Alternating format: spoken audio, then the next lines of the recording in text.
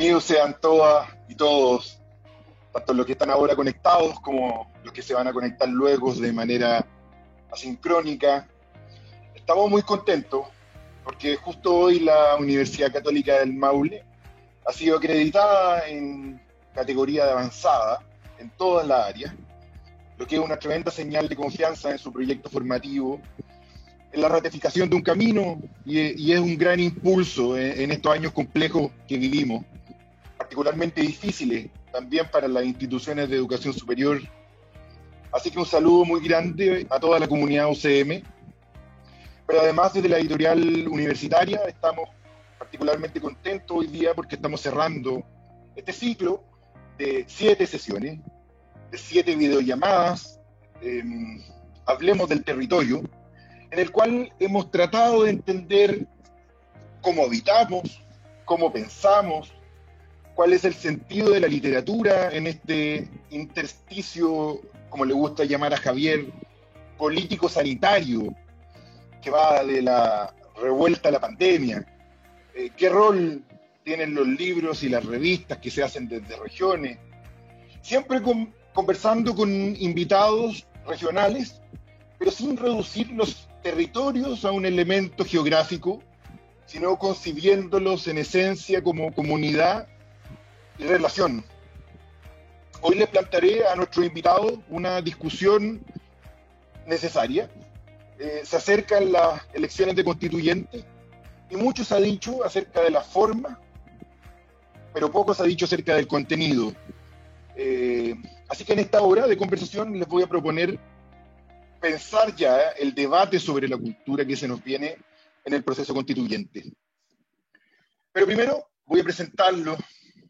Hoy nos acompaña la filósofa Lucy Oporto, desde Valparaíso, autora del colosal libro Los perros andan sueltos, imágenes del posfascismo, autora además de múltiples ensayos y artículos que andan dando vuelta por internet, en los que trenza de manera siempre lúcida, siempre crítica también, su lectura sobre política, sobre cultura y sobre sociedad. Desde la República de la Filosofía también, tenemos la suerte de contar hoy día con el director del Departamento de Filosofía de nuestra universidad, Javier Agüero, sociólogo, máster en Filosofía Política, doctor en Filosofía por la Universidad París 8. Sus ejes de investigación se vinculan a la filosofía francesa contemporánea, particularmente a la obra de autores como Derrida, como Marc Crépon, a quien tradujo en una edición que pronto verá la luz por nuestro propio sello, Ediciones UCM, y hace poco compiló este precioso libro llamado Chile 2019-2020, entre la revuelta y la pandemia, escrituras de interior. Finalmente, desde Talca, saludamos a Felipe Moncada, editor, ensayista, poeta, autor de libros premiados, como este maravilloso ensayo sobre escritura de autores regionales llamado Territorios Invisibles. Hace más de 10 años que construyó junto con su equipo un proyecto notable para el mundo editorial chileno llamado Editorial Inubicalistas, armando un catálogo de libros único con una mirada descentralizada y patrimonial. Hechas las presentaciones, cuénteme por favor, Javier, Lucy, Felipe, ¿cómo están? ¿Desde dónde están conversando? ¿En qué momento de la pandemia los pillo? Pregunto esto en cada conversación como si fuera un rito, pues me gusta la idea de que en unos años, cuando revisemos estas grabaciones, queden aquí estas marcas de la época y las veamos ya pasadas y digamos qué tiempo aquello, con la ilusión de que ya estén superados, digamos. Comencemos contigo, Javier, después seguimos con Lucy, de ahí con Felipe y después desordenamos la conversación. Bueno, gracias José Tomás. Un saludo también y un abrazo para Felipe y Lucy y a la gente que nos ve. Me sumo también a nuestras felicitaciones a la Católica del Maule, un logro importante a nivel institucional. Y yo estoy en Osorno, en un día curiosamente despejado con sol y calor, en cuarentena total. Eso.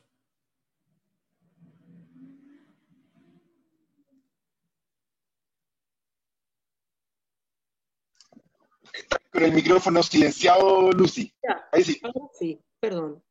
Bueno, muchos saludos a todos, a los amigos del panel y a quienes nos escuchan. Y gracias a ti, José Tomás, por esta invitación. Y bueno, Valparaíso retornó a la fase 2 después de una cuarentena terrible. Hace frío, todos los días amanece nublado, casi todo, pero hay momentos en que brota el calor y hay incendios horribles, mucha miseria, quiebra económica y las muertes por el coronavirus. Y yo estoy aquí como no sé, como en un limbo, no sé, no sé decirlo, soportando. Eso podría decirles.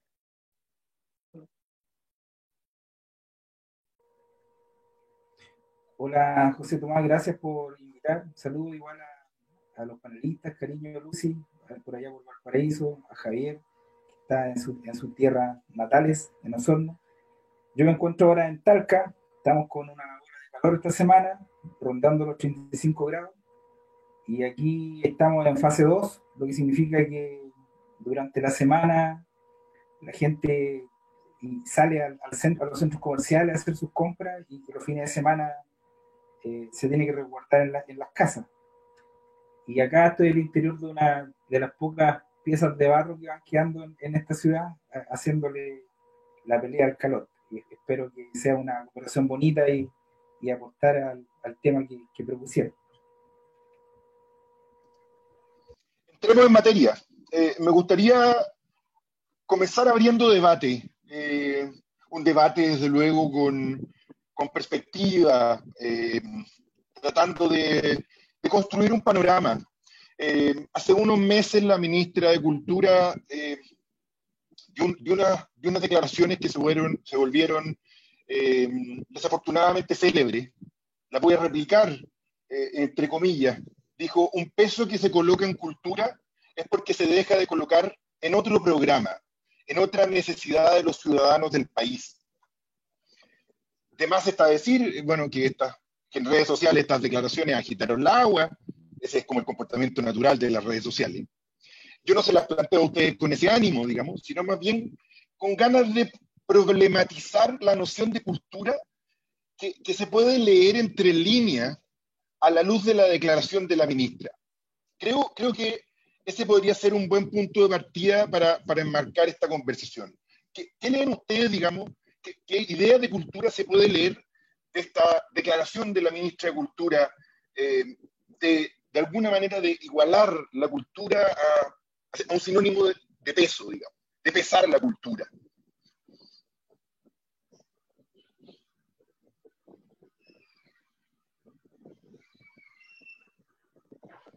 ¿Qué comienza? ¿Puedo partir yo? ¿Sí? Ya. Me da la impresión de que la ministra tiene una concepción de la cultura en la línea de un consumismo inaceptable, primero solo remitida a las cosas, que ciertamente es una parte de la cultura, ¿no? Pero sus declaraciones dan para pensar que ella no podría distinguir entre un cuadro de Da Vinci y una lavadora. O sea, parece que están en el mismo nivel. Y por otro lado, sus declaraciones son bastante insultantes considerando el despilfarro de recursos que se dan en otras áreas, empezando por lo obvio, lo que ha dicho mucha gente, ¿no? Que también es cierto, en los políticos del Congreso, ¿no? Un enorme despilfarro con sus gigantescos sueldos. Entonces, bueno, me parece que no se aplica, o sea, es inaceptable su declaración, y habría que indagar cuál es la concepción filosófica precisa que subyace a sus ideas, porque no son expresiones gratuitas, ¿no? O sea, vienen de alguna parte, vienen de un determinado modo de entender la cultura, y estaría dentro de lo que yo he visto, sí, muy por encima, porque yo me dedico a estudiar esos temas, así en forma directa, quiero decir, digamos, otras versiones degradadas de la cultura, ¿no? Es un concepto que se ha ido destruyendo cada vez más, el concepto mismo. O sea, se habla, por ejemplo, de cultura del narcotráfico, cultura de la muerte, cultura del robo, y nada de eso es constructivo, nada de eso ayuda a desarrollarse los seres humanos, y para mí, al menos, son formas de barbarie, derechamente. No construye nada.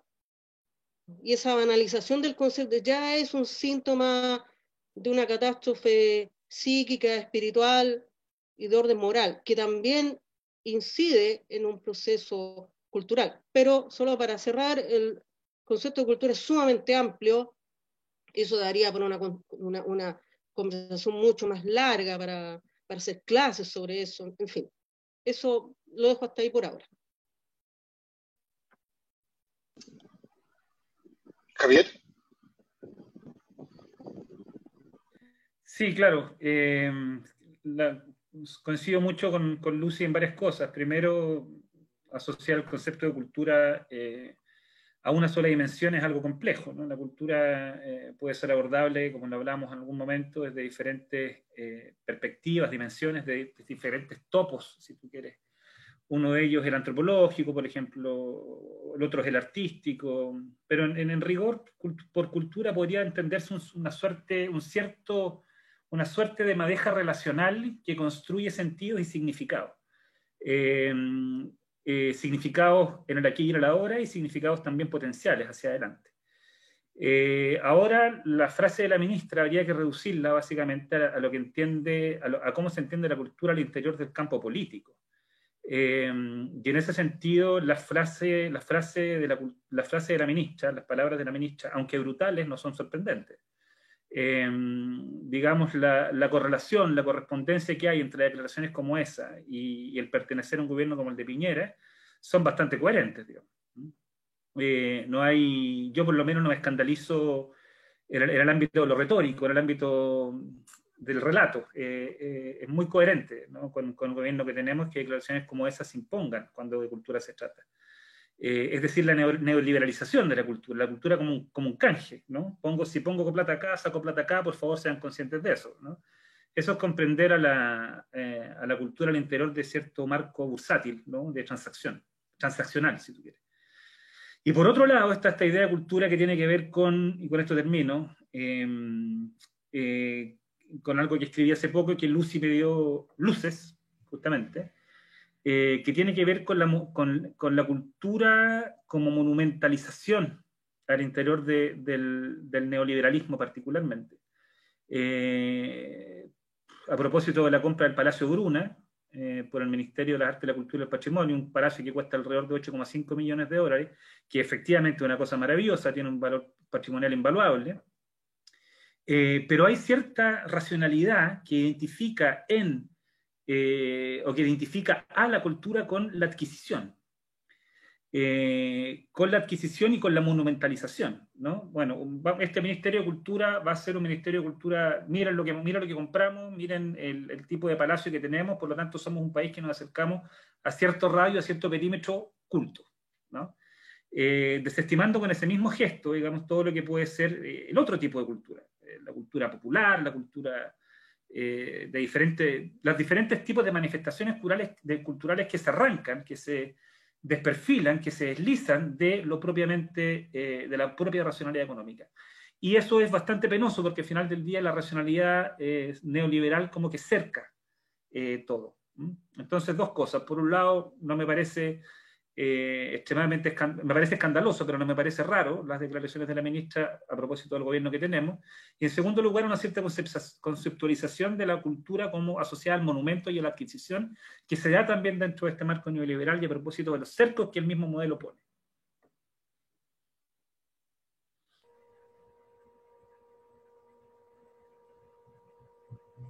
Mira, interesante lo que habla Javier de la monumentalización de la cultura. Me recuerda un poco el gusto de Hitler por la cultura clásica griega.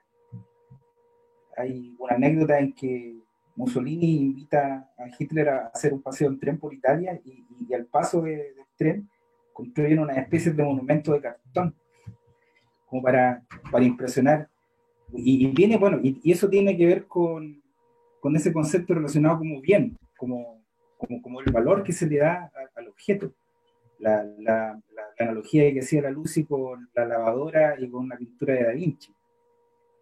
En el caso de este gobierno, claro, no sorprende la brutalidad del comentario, o sea, de ese comentario, ni tampoco que quieran comprar un palacio, porque se corresponde mucho con la idea de la adquisición. Bueno, ahí coincido bastante con Javier también. Hay otras cosas que me llaman la atención, si lo miramos con un poco más de perspectiva. En este caso la ministra pasa a ser una administradora más de una política cultural del Estado que ya lleva a lo menos 20 años, que tiene que ver con la política cultural subsidiaria, en que el Estado le va entregando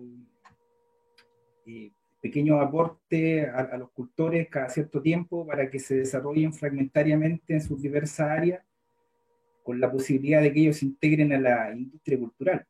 Y en ese sentido, tampoco se puede negar que ha sido una construcción bastante elaborada por parte de los distintos gobiernos que han administrado el Estado. Pero en este caso es notorio cada vez que llega un gobierno de derecha esa especie de antipatía natural que tienen con el mundo de la cultura, ¿no? Que se nota mucho también en las campañas políticas.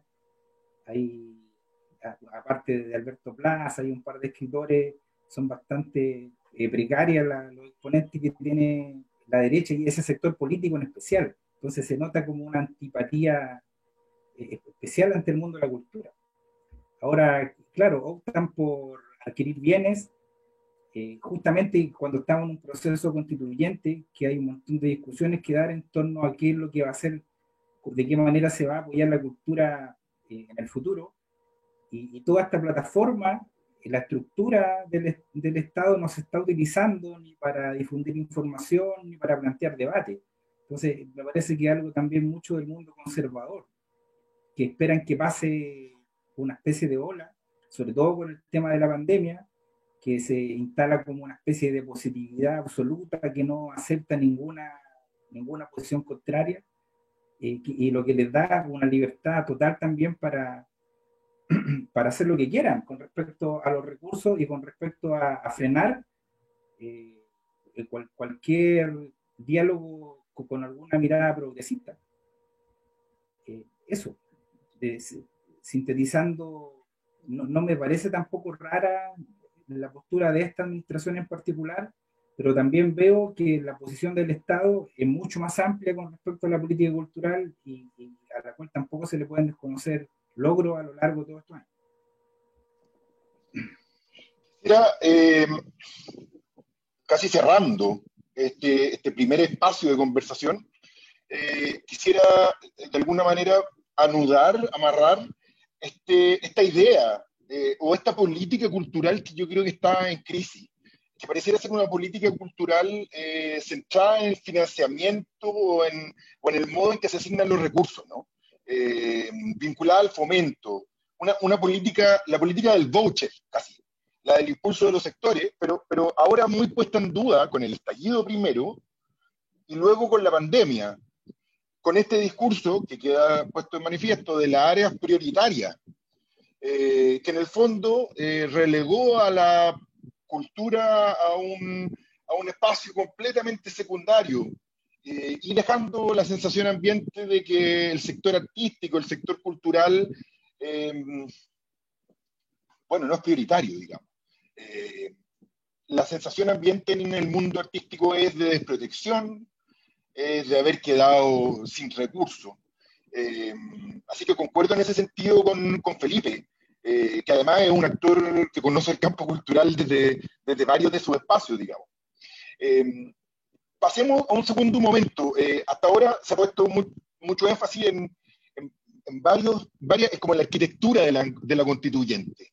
De hecho, se ha dicho que es necesario una experticia técnica en muchos de sus temas, digamos. pero hemos visto cómo se va llenando ahora la campaña también de personajes populares, de ilustres de la farándula incluso. Les pregunto dos cuestiones en este sentido. Si la discusión que se va a dar en el ámbito de la cultura, ¿ustedes creen que va a tener un grado de especialización? Sin ánimo de exclusiones, ¿eh? Se los pregunto, digamos, abiertamente. Por otro lado, también les pregunto, ¿cuánto aguantará la constituyente, digamos? Solo como antecedente les agrego que hay una política en el mundo de la cultura, una de ellas, que es la que me toca ver de más de cerca, una de las políticas vigentes, que es la del libro y la lectura, que esa política vigente se construyó durante 8 meses. Se consultaron a más de 100 expertos, bibliotecarios, editores, escritores, investigadores, especialistas en lectoría. Esa política me parece que demuestra, digamos, que hay ciertas discusiones en el ámbito de la cultura que requieren de especialistas, digamos. Lo digo como antecedente. ¿Cómo lo ven ustedes en ese sentido, digamos? Quizá partir contigo, Felipe, ahora la ronda y después seguimos con Javier. Ya, parto yo. Sí, mira, uno mira los perfiles de los candidatos y la derecha sigue un poco la lógica de presentar rostros, ¿cierto?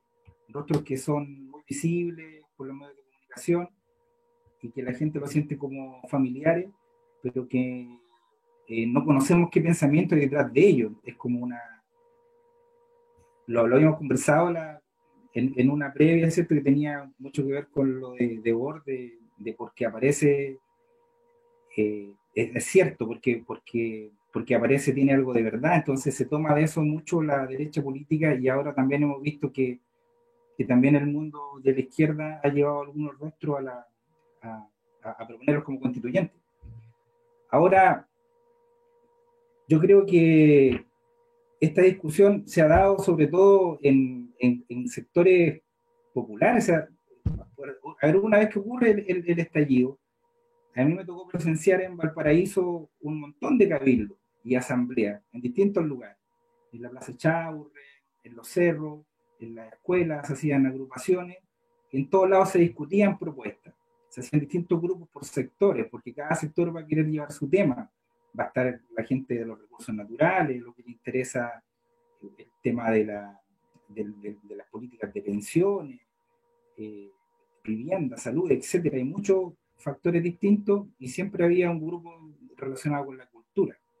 Y cada uno de sus grupos de cultura también desarrollaron propuestas de lo que consideran que eran las falencias de este modelo. Casi todas apuntan a complementar la idea del Estado subsidiario, que es lo que ahora predomina y que hace que la gente compita entre sí por los pocos proyectos que quedan clasificados.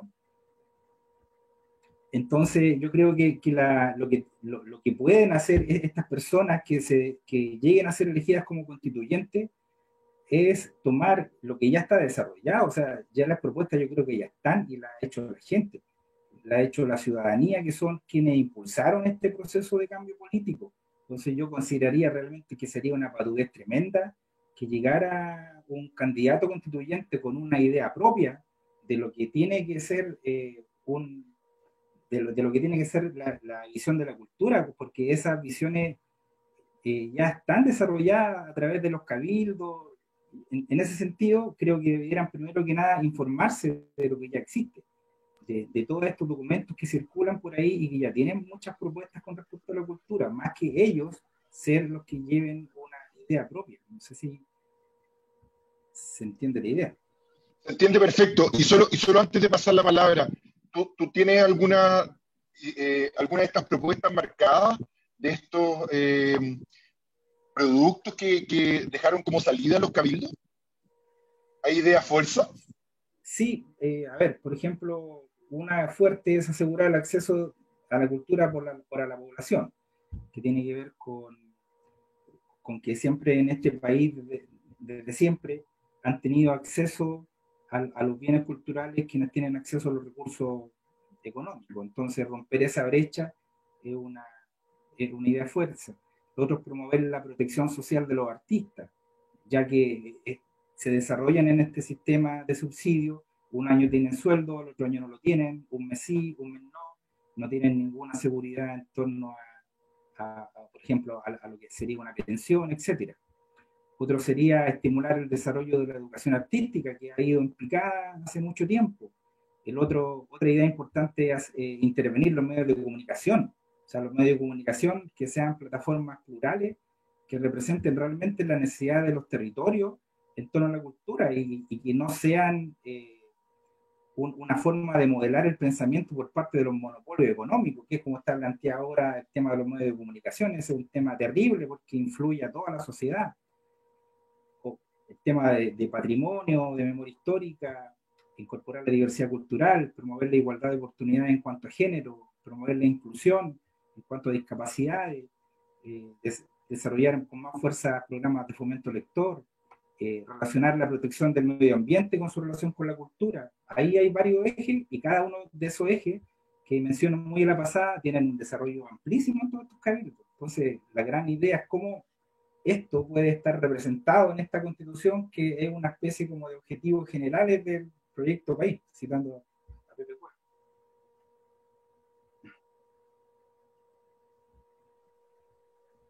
¿Voy yo? Sí, pues yo creo que todo lo que se pueda discutir sobre cultura y en realidad cualquier tema que se pueda discutir en la actualidad, particularmente en Chile, tiene que pasar por el sedazo de la constituyente. No creo que nada pueda quedar excluido de eso. En tanto, la constituyente es lo que viene en el corto y mediano plazo. Y desde esa perspectiva, yo diría, estamos desde un análisis más por encima, más como de la ciencia política. Estamos asistiendo a una suerte, yo creo, de una asamblea binominal. Se está binominalizando paulatinamente la asamblea constituyente. La derecha se cuadró de cast a cast, digamos, entera. Lo que se podría llamar centroizquierda, sí, es cierto, andan naufragando por ahí el PC por sí solo, el Frente Amplio con lo suyo, y lo que era la concertación también por sí solo, pero el dedazo de Bachelet a Narváez los va a ordenar. Por lo tanto, es bien probable que tengamos una asamblea constituyente no muy alejada de la estética política que ha predominado en Chile en los últimos 30 años. Eso es, a mi juicio, inmediatamente un poco decepcionante, bastante decepcionante.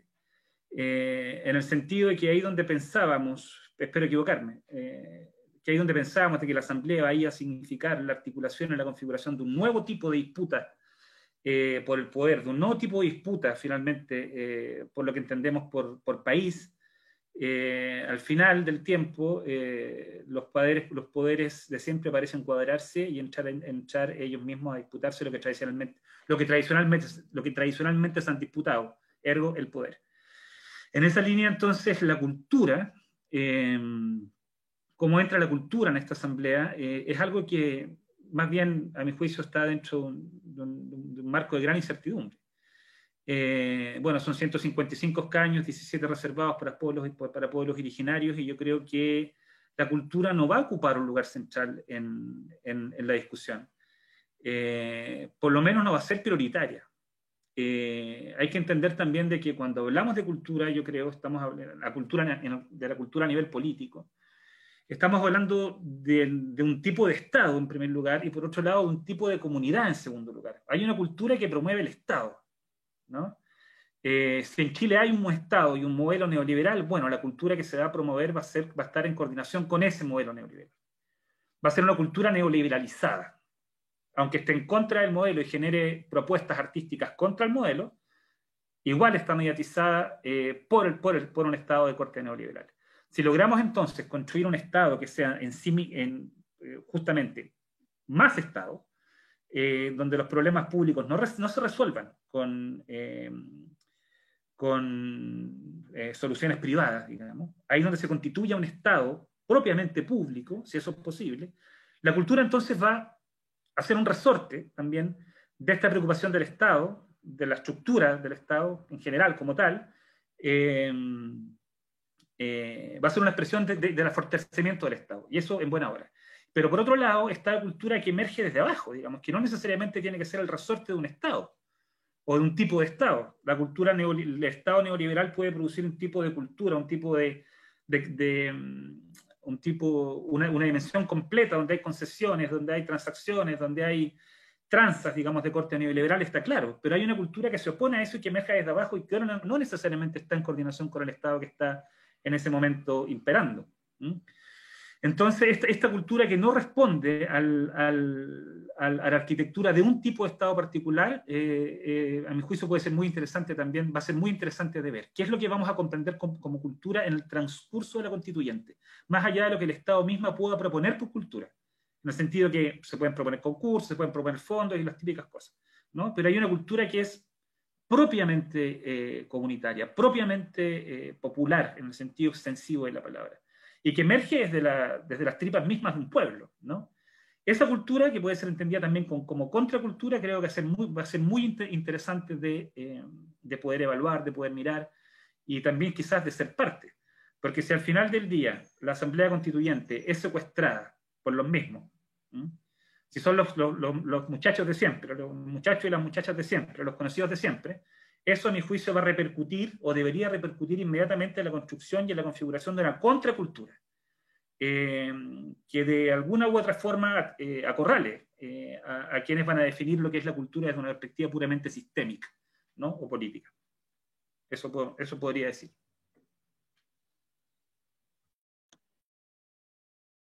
Ya. Bueno, luego de todo lo que han dicho ustedes, algunas opiniones, la cuestión relativa al edificio este que compró el ministerio, me parece que sería valioso conservar un edificio así, tan valioso, tan bello, que quedara a disposición de algún ámbito cultural abierto a la comunidad. Todo eso a mí me parece muy bien. Lo que me parece sumamente problemático es por qué pretenden hacer esa compra ahora considerando la situación. Es que están actualmente muchos artistas principalmente, están en una situación económica muy difícil y al parecer no reciben muy pocas ayudas. A mí me parece más bien caótica esa escena, esquizofrénica, ¿no? Por un lado comprar ese edificio, por otro lado esta otra realidad difícil, ¿no? Ahora en cuanto a la pregunta que hace José Tomás, bueno, parto aclarando que yo no tengo grandes ilusiones acerca de esta Asamblea Constituyente, ¿no? Quiero aclarar ese punto primero. O sea, yo no voté en el plebiscito, y no voté porque la alternativa para mí era dilemática. Si por un lado, por ningún motivo yo puedo legitimar la Constitución Pinochet, Guzmán, Lagos, Concertación, pero por otro lado, esta otra propuesta no la veo clara, no sé hacia dónde va. Tengo la impresión de que en estos momentos se está disgregando un poco en la línea de lo que piensa Javier, que pudiera ser secuestrada por los de siempre, ¿no? O sea, con los partidos políticos muy desesperados por cooptar la asamblea y todo eso, ¿no? No obstante, la cultura sigue siendo un tema muy importante. Sería difícil aquí definir una concepción, articular una concepción de cultura, pero volviendo a la pregunta de José Tomás, yo pienso que la participación no sé si llaman los especialistas, ¿eh? Porque eso tiene un sesgo tanto restrictivo, pero sí profesionales con experiencia, conocimiento y estudio sobre sus disciplinas y áreas de conocimiento por un lado, pero también las consideraciones que presentaba Felipe, ¿no? Que tú observaste en esas reuniones, todas me parecen observaciones que debieran ser incorporadas, ¿no? O sea, lo que mencionabas tú sobre el destino de los artistas, el acceso a la educación, etcétera, debe ser considerado. Ahora, también me parece que esto no puede, esta situación de ahora, tan crítica, no podría ser restringida exclusivamente al gobierno de Piñera. A mí me parece que hay una especie de obsesión con Piñera, pero pocos mencionan a la concertación en todo esto, ¿no? Es cierto, como afirma Felipe, que ha habido logros importantes en estas políticas culturales, ¿no? Ustedes entienden más sobre eso, yo no he participado en esos concursos, pero es cierto que se ha avanzado, pero siempre ha sido con mucha dificultad, y donde yo pude observar esto más cercanamente fue cuando hice la compilación de los textos del crítico de cine Sergio Salinas Rocco, de quien Ascanio Cavallo dijo que era, o sea, declaró en una nota póstuma que era la inteligencia más preclara que habían tenido la crítica y la docencia de cine en Chile. Pues bien, Salinas dedicó toda su vida a la cultura cinematográfica, participó en numerosas instancias para promover políticas públicas en materia cinematográfica, o sea, menciono esto como ejemplo, que es el que yo mejor conozco. Estaba presente en esas discusiones, aunque él siempre abogó por su propia independencia, pero sí él participaba porque sí consideraba que tenía que haber políticas públicas en esta materia por la importancia que tienen las imágenes cinematográficas en la formación de las personas, ¿no? Él concebía el cine como un fenómeno cultural, ¿no? Y no como una entretención, ¿no? Sin embargo, fue poco escuchado. La ley del cine apareció muy tarde, ya después de los 2000, y finalmente Salinas murió de agotamiento.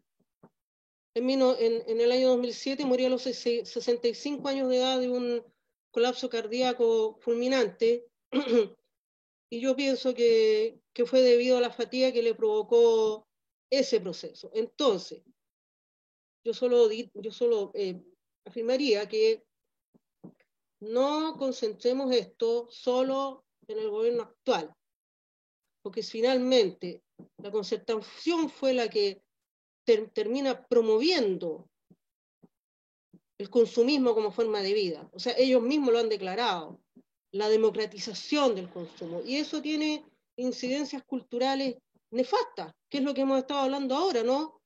O sea, la cultura como un producto de consumo, ustedes ya lo mencionaban anteriormente, ¿no? Esto de la transacción que mencionaba Javier, tiene todo que ver con eso, ¿no? Eso es lo que yo podría afirmar por ahora, ¿no?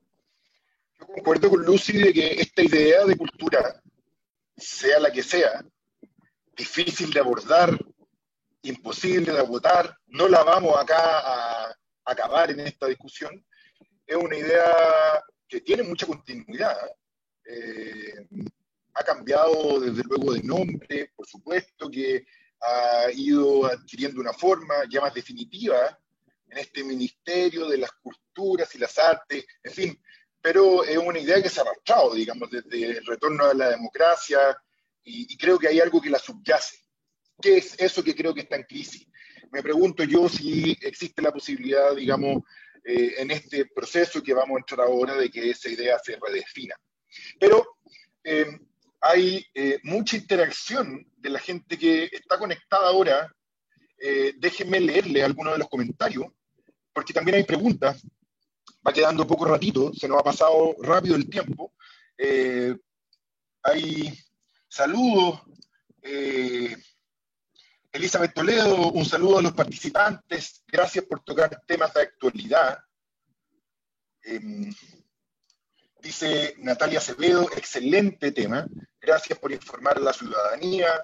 Ricardo Fabricio dice, no hay cultura en este gobierno. Ángela Covarrubias, qué buena la conversa, saludos. Anita Cuadra dice, felicitaciones a la UCM por su acreditación y a la editorial por haber armado este ciclo de conversaciones que ha sido un aporte al desarrollo de la cultura regional.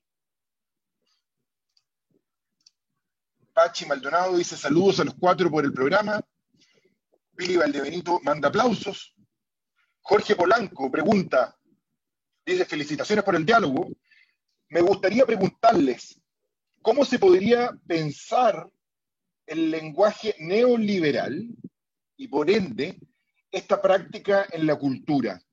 Acá viene la pregunta, se las hago de hecho, a ustedes tres que viven en la escritura también, se desarrollan en la escritura. ¿Cómo ven la literatura y o escritura en dicho espacio? Les reitero la pregunta, me gustaría preguntarles cómo se podría pensar el lenguaje neoliberal y por ende esta práctica en la cultura. ¿Cómo ven la literatura y o escritura en dicho espacio? Javier, a ver si ahora partimos contigo, después con Lucy y terminamos con Felipe.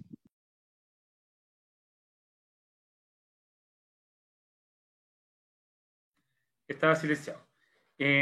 Solo una cosa breve antes de responder la súper interesante pregunta que nos hacen, es que en relación a la constituyente, a mí me interesa de alguna manera mucho más el proceso en este momento que la cristalización de este proceso, ¿no? Me interesa más lo que el proceso va a sintomatizar, por decirlo desde una perspectiva más psicoanalítica, si tú quieres, antes de que emerja, digamos, antes de que emerja la Constitución como resultado. En ese sentido, recurrir un poco a la frase de Don Quijote, que no está muy clara ser de él, pero es más importante el camino que la posada, ¿no? El trayecto, estos 2 años de discusión van a ser extremadamente relevantes para revelar primero posiciones y para saber efectivamente cuál va a ser el lugar de la cultura dentro de una nueva dinámica societal, dentro de una nueva dinámica de país. Bueno, eso. Y lo segundo, cómo se expresa la literatura dentro de un contexto neoliberal. Bueno, ahí yo recurro a uno de mis filósofos, a mi filósofo, el que me he dedicado a estudiar más, digamos, Jacques Derrida, que hace una diferencia importante entre escritura y literatura, ¿no? La literatura él la asocia más bien a todo el mercado editorial, a la necesidad que tienen los escritores de posicionar sus textos dentro de una dinámica de mercado, digamos, lo que en sí mismo no tiene nada de malo, porque un escritor tiene que vivir de lo que escribe, ¿no? Si no muere en el anonimato. Y dentro del cual finalmente hay mucha competencia, ¿no? Las casas editoriales construyen, o sea, son en sí mismas agentes capitalistas que compiten entre sí, disputándose autores, marcas, nombres, etc. Pero la escritura es un proceso, y ahí recurro a Roland Barthes, perdón por citar a tanto autor, que lata eso, pero no son conceptos míos. La escritura parece ser la escritura propiamente tal es un proceso más interno y más esotérico, diría Barthes. Esotérico en el sentido de que no tenemos claridad de dónde surge. No tenemos efectivamente posibilidad de ubicar, de domiciliar ese lugar en donde la escritura es proceso creativo, antes de traducirse y encarnarse en un papel, en una máquina o en una pantalla de computador. Esa es una respuesta que va a estar, que ha quedado permanentemente abierta, por lo menos en la filosofía. El libro no escrito de Maurice Blanchot, bueno, el libro imposible de Leibniz, etc. Hay un lugar en que la escritura no tiene traducción ni literal, ni se corporaliza, ni se cristaliza en ninguna parte. Y ese tipo de escritura naufraga y divaga al interior del atelier del pensador, del atelier del escritor. No es cosificable, no es transformable, no tiene encarnación. Sin embargo, es el lugar desde donde toda escritura potencialmente surge. La literatura, en este caso, en este sentido, es el campo, el mercado, ¿no? Donde finalmente la escritura cristalizada, la escritura impresa, se tiene que disputar un lugar. Entonces no habría, dentro del sistema neoliberal, no habría sido algo así como campo cultural sin la instalación de la literatura como un campo en disputa desde la perspectiva económica. La escritura es una cosa completamente distinta. Eso podría decir.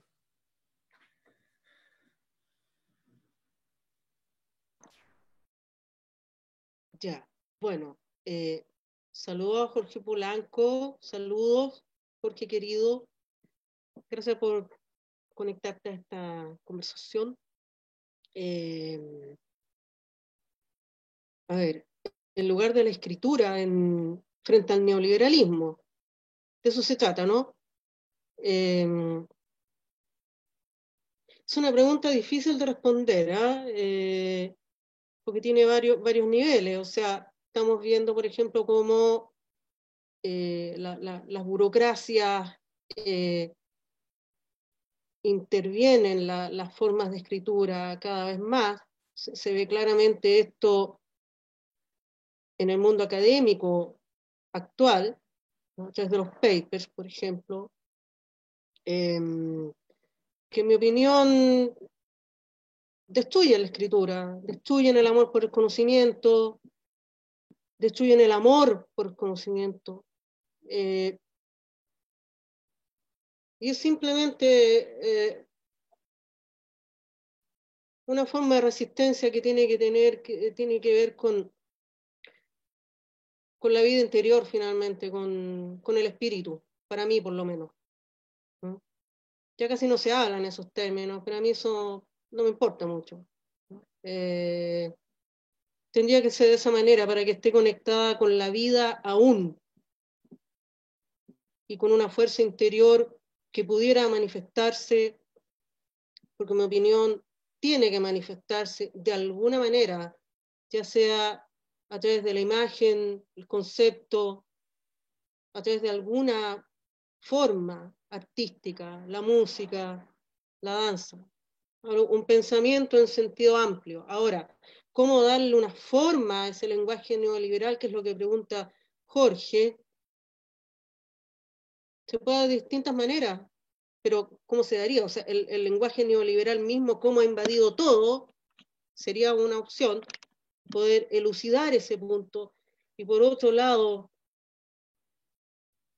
cómo criticar ese lenguaje mismo a través de una forma, una imagen, por ejemplo. Y para mí es la imagen del consumismo, que finalmente es la imagen de una carnicería y de una extinción de lo humano. O sea, seres humanos convertidos en cosas, ¿no? Los bienes culturales, no sé si es el término correcto, pero esas objetivaciones espirituales, las voy a escribir así mejor, convertidas en objetos que se transan en los mercados, están fuera ya del ámbito de la vida de una determinada comunidad, son destruidos, por ejemplo, por las inmobiliarias, o son destruidos por razones ideológicas. Hay que pensar en las destrucciones de los templos en medio de grandes crisis, o como lo que ha pasado aquí con las iglesias, por ejemplo, con independencia de si uno cree o no cree en Dios, es una forma de barbarie de todas maneras, ¿no? Tiene que ver con todo eso. Es una pregunta difícil de responder, pero me parece de gran interés. Solo para cerrar, me parece que lo que se está desarrollando en Chile, o se termina de desarrollar, o se termina de desplegar, no sé cómo decirlo, porque es todo muy incierto, como hemos visto aquí, es una especie de instintividad sin espíritu. Y eso puede ser muy peligroso. O sea, es el avance de una forma de barbarie en todos los niveles, en distintos grados. Y eso es lo que yo vengo viendo, manifiesto, ¿ah? Luego de observarlo de otras maneras antes, a partir de octubre de 2019. Eso ya estaba de antes, esa no sé, descomposición, crisis, que no sé hacia dónde vamos, de verdad. No sé si pueda salir algo constructivo de esta gran crisis. Para eso se requerirían fuerzas morales y espirituales que Chile escasamente ha demostrado tener, pero que yo creo ver aún en pequeños grupos, modestas iniciativas, alejadas, remotas, de creatividad y esfuerzos personales principalmente, personales y de pequeñas comunidades. Esa sería mi apuesta. Eso es todo lo que yo podría decir por ahora.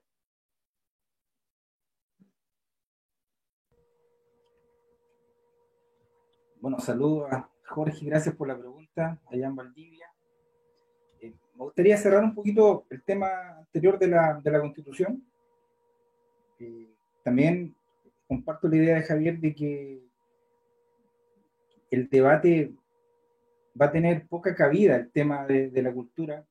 Bueno, de hecho uno revisa la Constitución actual del 80 y la única parte en que aparece algo relacionado con la cultura es el tema de los derechos de autor. Si uno analiza la Constitución como un texto, básicamente define lo que es la estructura del Estado, los derechos, los deberes de las personas, de el sentido de la propiedad, etcétera. Es un texto altamente técnico en que lo que más importa quizás son las leyes que se decantan después de estos propósitos técnicos que están en la Constitución. Como decía, en la Constitución aparece solamente en el capítulo 3 que tiene que ver con los derechos y deberes constitucionales. Por ahí en el apartado 25 más o menos aparece una pequeña nota acerca de los derechos de autor y de que el Estado tiene como la facultad de estimular la creación de obras, pero nada más. Y no creo que tampoco una nueva Constitución vaya a ser mucho más que eso. Pero sí, en el proceso se puede abrir un debate que sea interesante y que pueda influir en cómo se decanta eso en otras leyes, en leyes más específicas. Quizás ese sea el beneficio de esa discusión que se va a dar durante el año. Y bueno, lo que plantea el Jorge acerca de la neoliberalidad de la cultura es lo que hemos vivido prácticamente todos estos años. Yo pienso que ¿dónde se decanta ese lenguaje? Yo lo veo particularmente en la formulación de los proyectos, donde tú tienes que tener un lenguaje sumamente técnico para expresar objetivos que son sumamente subjetivos, sobre todo con la creación literaria, con la creación artística, lo que te motiva, como decían ustedes anteriormente, son motivaciones sumamente personales que vienen del fondo de una suma de deseos y de aspiraciones que se materializan en un cierto lenguaje o una cierta sensibilidad que aflora en el lenguaje, y eso cómo se explica en un lenguaje técnico. Para mí ese es cómo se enfrenta el lenguaje de la creación artística frente al lenguaje técnico del neoliberalismo. Y otro fenómeno que veo también en este sistema sobre la visión de la cultura es cómo se orienta hacia la entretención, cómo la literatura tiene que ser entretenida, cómo tiene que mantenerte ocupado, cómo las series han tomado protagonismo, por ejemplo, frente a otro tipo de contenido. Y en ese sentido, nunca se va a promover, nunca un sistema va a promover situaciones que lo debiliten.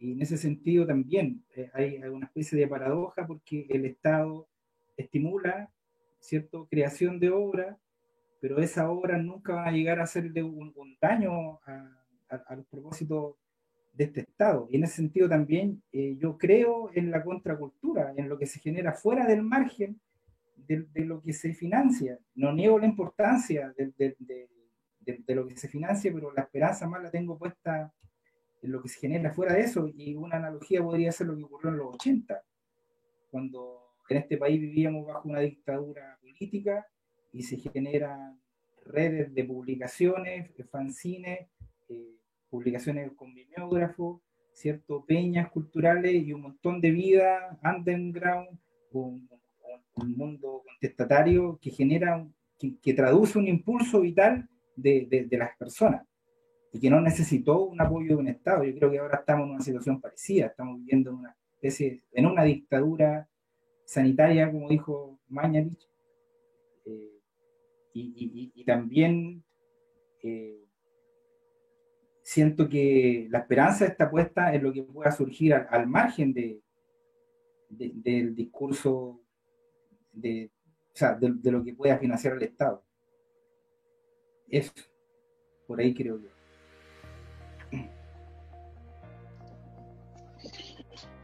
Lucy, Javier, Felipe, se nos fue la hora ya. Se nos va yendo también el ciclo. Quiero agradecerles especialmente a ustedes tres la potencia de la conversación de hoy día, la lucidez también, para darle cauce a una conversación que es compleja, porque no es fácil de canalizar. Digamos, la cultura a veces se nos escapa, este tejido tan inabordable, pero también por lo mismo nos importa todo, digamos. Es una conversación de la cual no nos podemos desafectar, y yo creo que vamos a estar atentos, digamos, a lo que se viene, y nos tiene que importar. En ese sentido, celebro también este espacio que ha abierto la universidad, de 7 conversaciones de 1 hora cada miércoles, en el cual se densificaron saberes ligados al territorio, a la literatura, a las humanidades, y finalmente a la cultura, con una súper buena audiencia. 1.500 reproducciones semanales más o menos tuvieron cada uno de los programas, lo que te da una indicación de que se necesitan estos espacios de conversación. Y entonces, junto con esto me despido de ustedes, me despido de todos los invitados que pasaron por acá, y le agradezco mucho que se hayan mantenido conectados. Un saludo grande a Valparaíso, un saludo a Talca, Osorno. Nos vemos ojalá en otro ciclo de Hablemos desde el Territorio.